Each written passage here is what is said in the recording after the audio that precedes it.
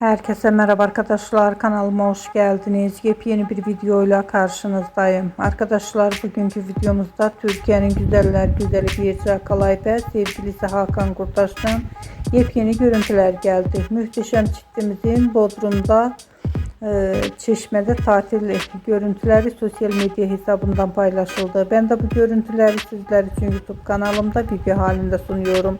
Umarım beğenirsiniz. Arkadaşlar, videomu beğendiyseniz kanalımı izlemeyi ve bildirim butonuna basmayı unutmayın.